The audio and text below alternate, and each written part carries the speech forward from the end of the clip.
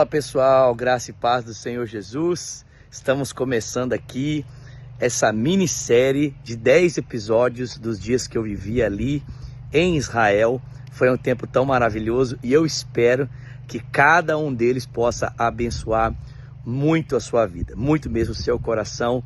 Foram dias impactantes na minha vida, dias impactantes na minha fé, na minha compreensão do texto bíblico e da minha relação com Deus, e eu espero que esses vídeos também possam fazer o mesmo por você, tá bom?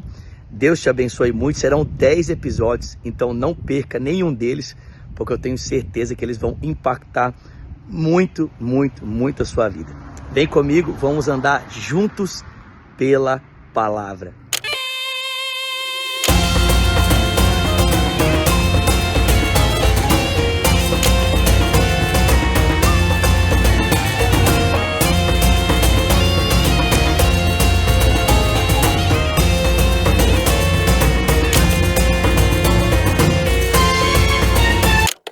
Do Nilo entravam no rio Nilo e ia suprir as necessidades do império. E temos partes antigas nessa cidade, resultado do trabalho de arqueologia. Nós vamos ver, por exemplo, a entrada da cidade egípcia do tempo do faraó Amenhotep IV. Amenhotep IV, né? Uma entrada bodosa lá, triunfal, da época que ele reinou.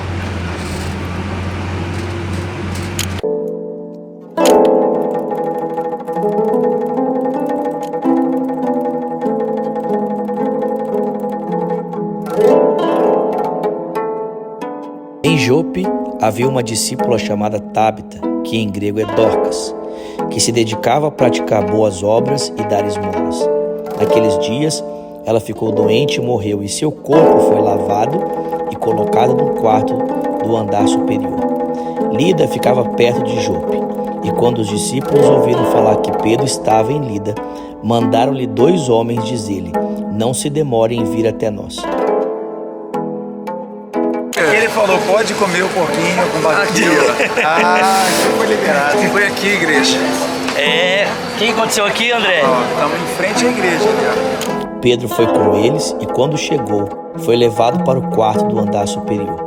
Todas as viúvas o rodearam, chorando e mostrando-lhe os vestidos e outras roupas que Dorcas tinha feito quando ainda estava com elas. Pedro mandou que todos saíssem do quarto, ajoelhou-se e orou. E voltando-se para a mulher morta, disse: Tábita, levante-se. Gente, tá vendo, ó? Foi aqui. Aqui, igreja. E aí, graças a essa visão, cheguei onde eu tô hoje. Isso aí, se não fosse a visão do Pedro, meu filho. Intoxicados. Gente, vamos pra cima. Pedrinho sofreu, tadinho, muito difícil. Gente, muito legal essa parte aqui da viagem.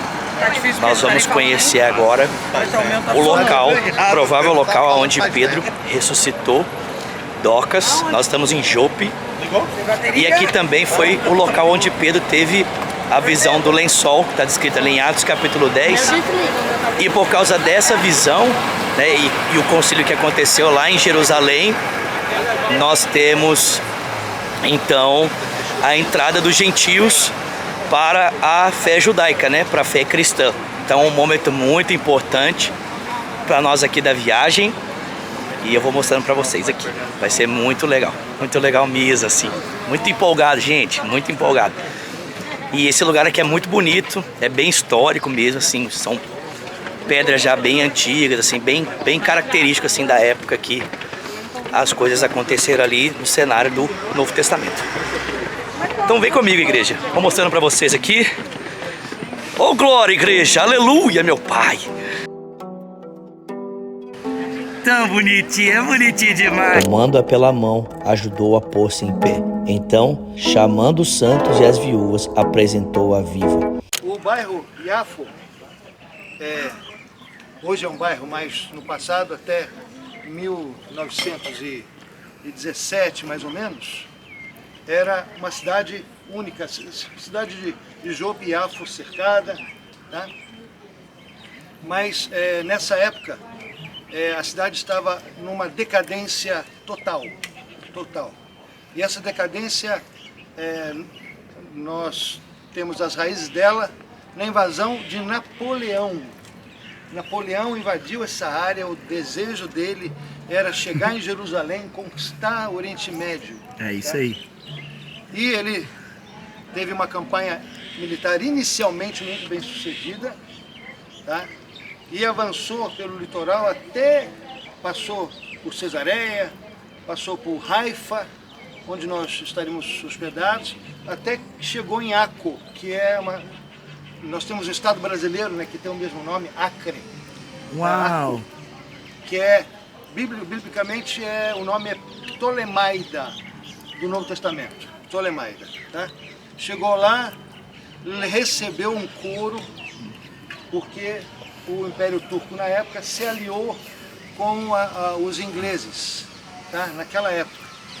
E então o Napoleão levou uma sova ali, retornou com o exército em frangalhos até chegar em Jope na volta. E a esquadra inglesa estava esperando eles aqui fora. Uau. Entende? Então ele não teve outra chance a não ser fugir debaixo do canhão dos ingleses. Entende? Vai embora, aqui não é o seu lugar. E ele tinha muito poucas naus, poucos navios. Então o que ele fez? Ele teve que tomar uma decisão assim, até hoje criticam ele sobre isso, né? Ele pegou apenas aqueles que estavam bem de saúde ou com ferimentos não muito sérios. Todo o restante que estava em situação difícil, que ele não teria condições de cuidar no caminho, ele simplesmente deixou para trás. E aí foi uma mortandade aqui, entende? Acabou com a cidade, Muitos soldados mortos aqui, não tinha como, a cidade não tinha estrutura para aquilo, entende? Matou a cidade do tempo de Napoleão em diante, a cidade se tornou um antro de prostituição, de drogas, submundo da região aqui do Império Otomano, se concentrou em Jope. Isso perdurou até quando? Até o estabelecimento do Estado de Israel. O Estado de Israel então botou um basta nisso, realocou todo mundo que morava aqui para outras regiões. As casas antigas, né, do tempo do início do Império Otomano, metade do Império Otomano, estavam em frangalhos. As casas que puderam ser reconstruídas, reformadas foram. O que não dava foi demolida e foi construída novamente no mesmo estilo. E essas casas foram entregues, foram vendidas para artistas. Então hoje o que vocês veem na Jaffa antiga ao nosso redor aqui, tá? Digo em termos de casas antigas, porque nós temos condomínios aqui modernos, não somos, né?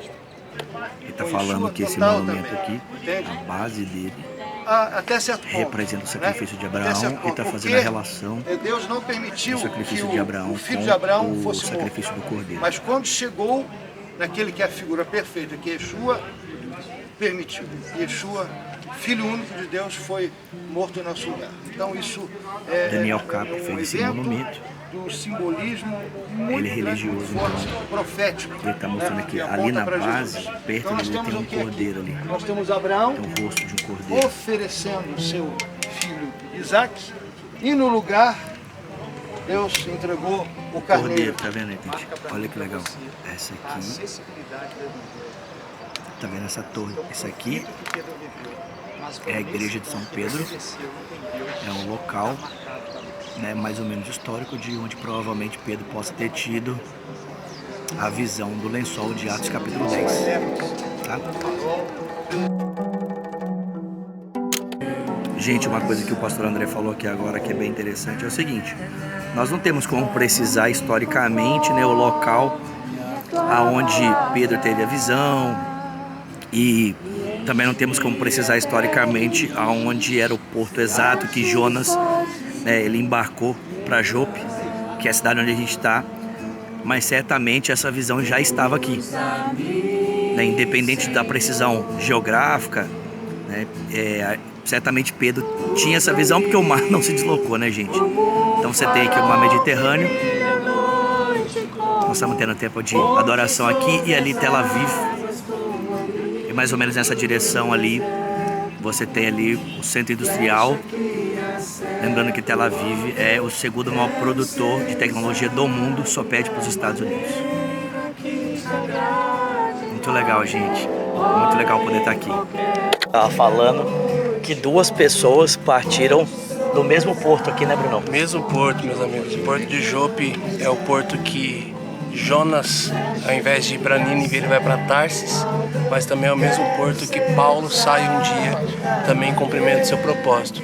Anos depois, diferentes histórias, ambos saem do mesmo porto, ambos passam por tempestade, porém um é a causa da tempestade, o outro é a solução dela.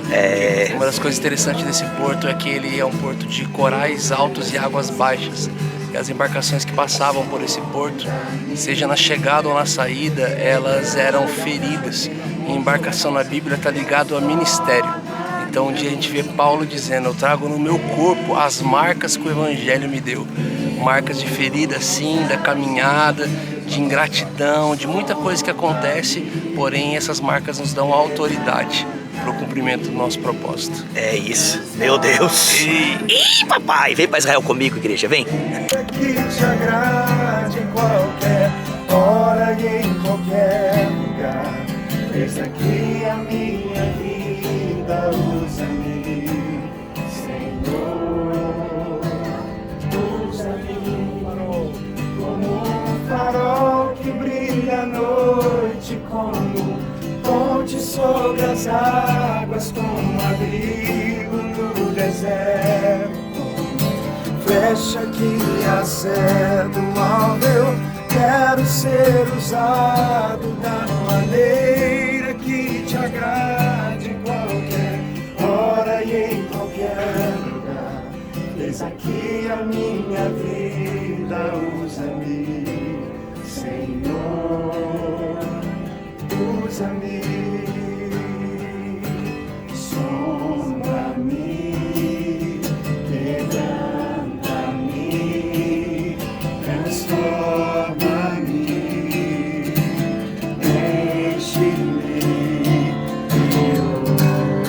Diga isso a Deus, sonda-me, Senhor. Então temos inscrições da época do faraó Ramsés II. Uau. E também Amenhotep III. Tá? Ramsés está primeiro, né, o mais antigo, 14º século antes de Cristo, e após isso 13º século antes de Cristo, Ramsés II. Ok? Então vários hieroglifos. Esse portal aqui? Esse portal, nós vamos passar agora por ele. Então quem quiser fotografar essas... Gente, ele está falando aqui que aqui nós vamos ter uma referência arquitetônica de algo que está na Bíblia.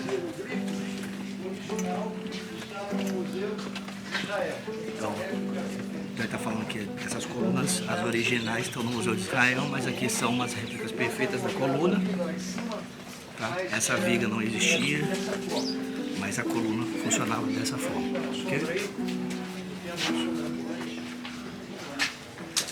Queridos, então, referência arquitetônica, engenharia civil. Vocês se lembram que em determinado momento, né, Moisés foi orientado por Deus para tirar o povo hebreu do Egito, certo? E o faraó não gostou nada, tá? E falou: bom, vocês estão querendo festa? Estão querendo festa, tá? Ok, então a partir de agora vocês vão ter que fazer a mesma quantidade de tijolos, só que eu não vou mais fornecer a palha. Tá? Então, não a construção das pirâmides. Pirâmides era pedra, né, não se discute, mas a construção dos prédios públicos e as casas eram todas feitas do quê? De adobe. Adobe é aquele tijolo, certo? Secado ao sol, e usava a palha no meio do barro para dar uma consistência, né? Especialmente durante o processo de secamento do bloco. Depois secava e estava já estava pronto, né? Então, por que se usava adobe lá? Por que se usava esses blocos de lama secos ao sol? Porque era o que eles tinham de maior abundância, tá? Pedra não era, além de ser difícil deslocar pedra, tá? Eles não dominavam muito bem a tecnologia do corte da pedra. Então era mais fácil fazer os blocos de adobe, tá? Pois bem, então os egípcios vieram e para se estabelecer, quando se estabeleceram aqui para a construção do porto, eles vieram com o quê? Com a bagagem de engenharia que eles tinham, tá? E apesar de que o material de construção mais comum que existe aqui é o quê? A pedra. Uau! Aqui em Israel, nessa região, okay, do Sinai para cá, não se faz terraplenagem. Não se faz terraplenagem. Se faz o quê? Pedra-plenagem. Sério. Nos tratores, ao invés daquela cavadeira de terra, você tem aquela britadeira, entende? Você quebra a pedra literalmente para poder abrir espaço para construção, para estabelecer estradas, na base como é que fala? Da britadeira gigante, certo? E das pedras, você moe a pedra, obtém a brita, aquela pedrinha pequenininha, fazer concreto, e obtém até areia, para também fazer o concreto. Tá? Então, aqui a pedra é um material de construção. Apesar disso, eles não dominavam isso, fizeram o quê? Bloco de adobe aqui mesmo. E vocês estão encostados aí nas réplicas dos tijolos que foram encontrados aqui.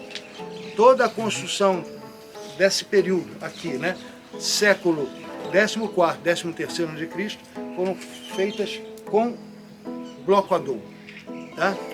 E isso daqui é moderno, foi feito na maneira antiga, mas foram encontrados do lado de lá. Não sei se eles deixaram para nós vermos isso daqui, tá? Mas essa é a realidade.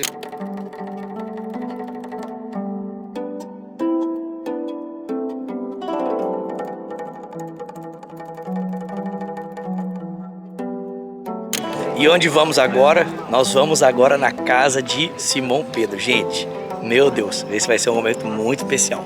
Vem comigo, vai ser top.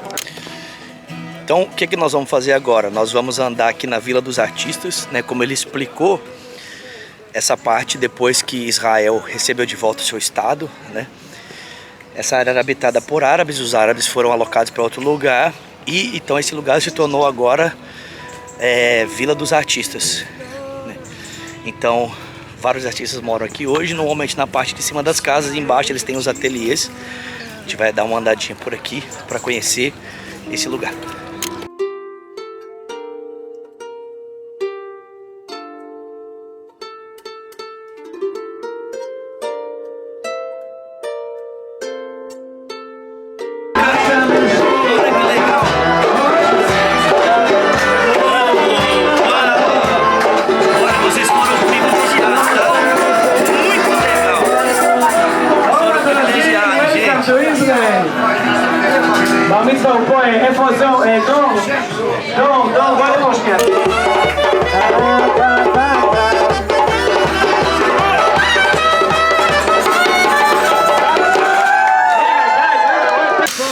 Aí, gente, só mais um videozinho pra vocês. Pô, acabamos de ter uma experiência sensacional, participar do Bar Mitzvah do menino ali. E aí, só mostrar mais um pouquinho pra vocês aqui do cenário do Visu. Muito legal.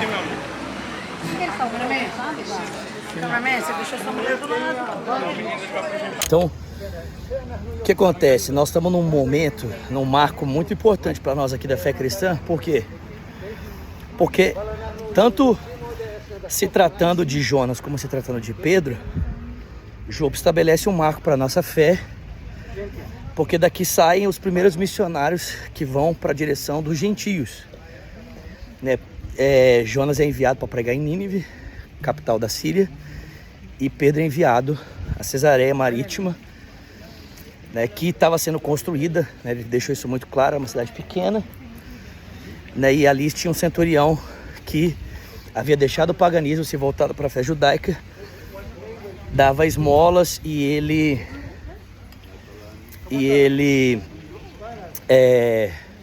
também havia ajudado a construir a sinagoga, dava ofertas a Deus e ele teve as suas orações ouvidas. E então ele enviou, né? Está lá em Atos capítulo 10. Isso foi. Então ele mandou uma pessoa para que fosse até Pedro e trouxesse Pedro para pregar o evangelho. 7, 8 meses. Bom, depois dessa mensagem, então o evangelho se volta, né, para Samaria, Judéia, Samaria, os confins da terra. O evangelho chega até a América do Sul e, consequentemente, o evangelho chega até nós. Esse foi Até você. Até você, ó. Sem dúvida. Foi aquele impacto na sua vida que o Espírito Santo te encheu, ok? Mudou a sua vida. E essa mudança começou há 2000 anos atrás, aqui. Deus te alcançou aí e quer trazer você de volta aqui para completar um ciclo na sua vida, ok, querido? Que Deus te abençoe ricamente onde você estiver. Aproveita e fala pra gente aquela questão dos Pentecostes, porque todo mundo ouve que só teve um Pentecoste, mas estava falando que teve 3. 3 Pentecostes, claro, registrado no livro de Atos dos Apóstolos, né? Se lembra? Mas mesmo Jesus disse: ide por todo o mundo, pregar o evangelho inicialmente em Jerusalém, Judéia, depois Samaria e depois até os confins da terra. Então 3 etapas. E se cumpriu exatamente isso. Primeiro derramamento do Espírito Santo foi ali no cenáculo em Jerusalém, onde estavam os judeus. Segundo derramamento do Espírito Santo foi na Samaria, quando o evangelho foi pregado lá, só que eles ainda não tinham recebido o Espírito Santo. Aí os apóstolos foram lá, impuseram as mãos sobre os samaritanos, eles receberam também o Espírito Santo. Tá? Começaram a falar em línguas. E aí a terceira vez foi em Cesareia, na casa do centurião Cornélio. Aí já temos os gentios, Judéia, Samaria e os gentios, até os confins da terra, certo? 3 Pentecostes. Ih, papai! E o que nós temos aqui? Temos a casa de Simão, a casa onde Pedro estava, provavelmente, é claro, quando ele teve a visão. Vamos chegar lá pertinho? Você vem comigo? Vamos lá. Vou tirar uma foto aqui.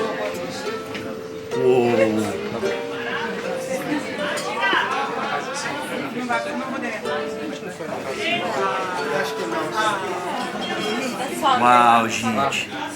Que sensacional.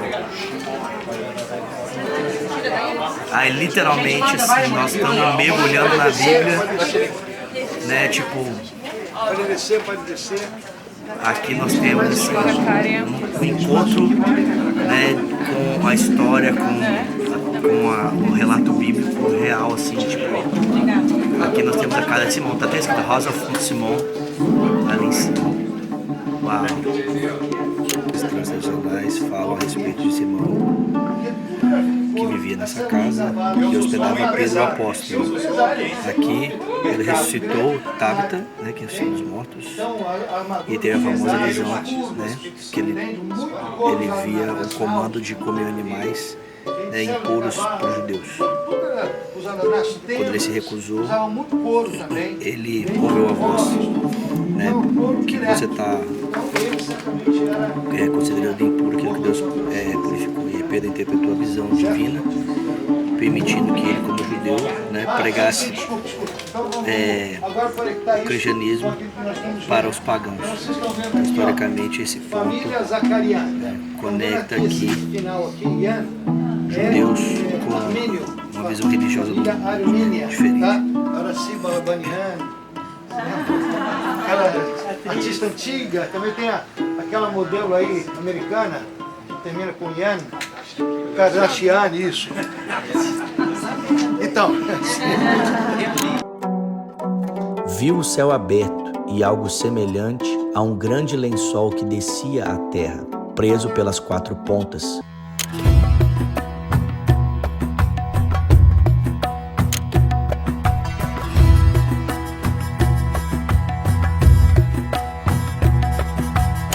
Gente, nós estamos aqui no meio do deserto do Negev. Aquele deserto que é mencionado no Salmo 126, depois eu vou mostrar para vocês. Mas nós estamos aqui no meio do deserto.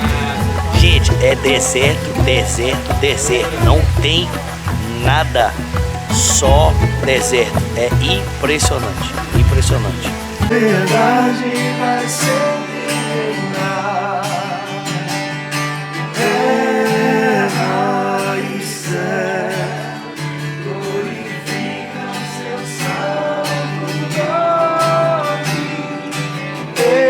exaltado, exaltado no céu. Adorando em meio ao deserto, gente. Gente, aqui vai ser o lugar do nosso almoço.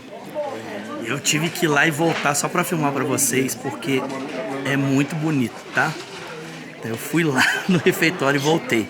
Gente, olha isso. Olha isso aqui. Gente, é deserto de verdade, pessoal. Olha isso. Que assustador. A gente fala de deserto, gente, é deserto.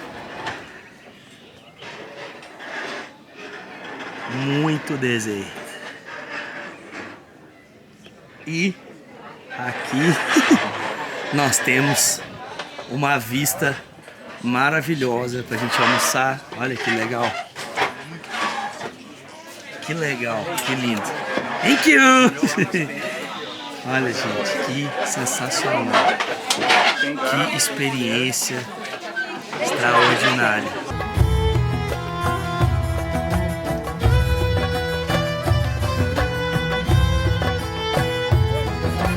O camelo já mordeu a perna.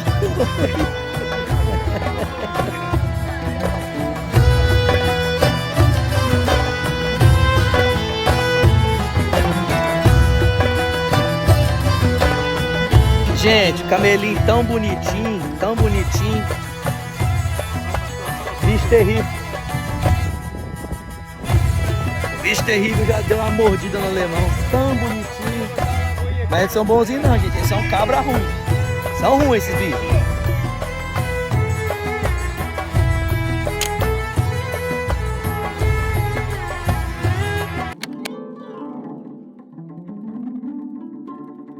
It's very difficult to find Bedouin live like the past way. When I come with my guest inside the tent, if the guest take his shoes off, this is meaning you have time. You can stay in my tent more than 3 hours, up to 3 days. I have to serve you green beans. I roast it in the fire. When the guest comes, if I don't, the guest will be insulted. After I roast it, I have to crush it.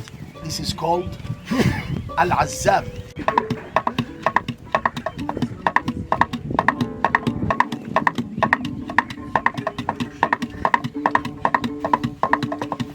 I smell that. Yeah.